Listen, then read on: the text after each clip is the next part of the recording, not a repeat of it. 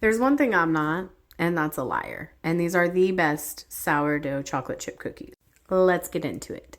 We're going to start with butter, and then we're going to add some brown sugar. It's not enough. We're going to add some more. Next up, we've got some raw cane sugar. Learn from my mistakes, y'all. Lift the mixer before you mix. It works a lot more effectively that way, I promise. Now we want to mix this and get a really good creamy consistency.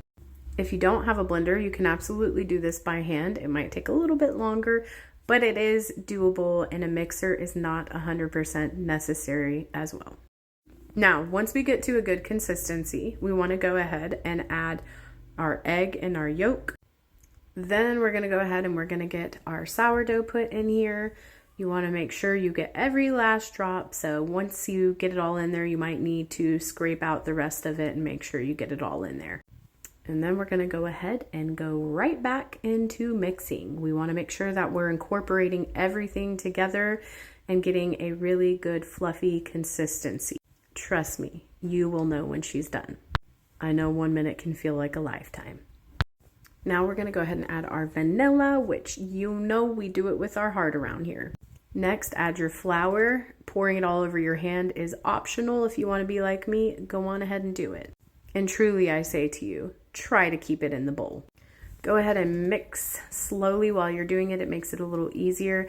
If you have a guard to put over your mixer, 10 out of 10 recommend, obviously, because it makes it a lot harder when you don't, but I don't really care. I like being. You're also going to want to scrape down your sides as well while you're doing this because it cakes up. Then we're going to go ahead and add our 1:1:1 ratio of baking soda, baking powder, and salt. And mix it all together. Now, once you've scraped down all your sides again, you want to go ahead and fold in your chocolate chips very nicely. The actual recipe for this calls for 3 cups. As you can see, 1 cup is plenty. But look, you're grown. I'm not the boss of you. If you want to do 3 cups, I won't tell anyone. We listen, we don't judge, okay? So you do you. Now we want to go ahead and cover this for around 30 minutes and put it in the fridge just so it can stiffen up. I normally pull it out once I have my pan ready and everything's preheated. Now we're going to go ahead and pull that out of the fridge and go ahead and start scooping out. You want to do more flat scoops when you're doing this as well. I only had one hand, so I didn't have an option to do that. It just bakes more evenly when you do. Also, make sure that you're separating your cookies out, okay? Preheat that oven. Every single time you gotta give it the smack and eat that cookie. That is well worth the work.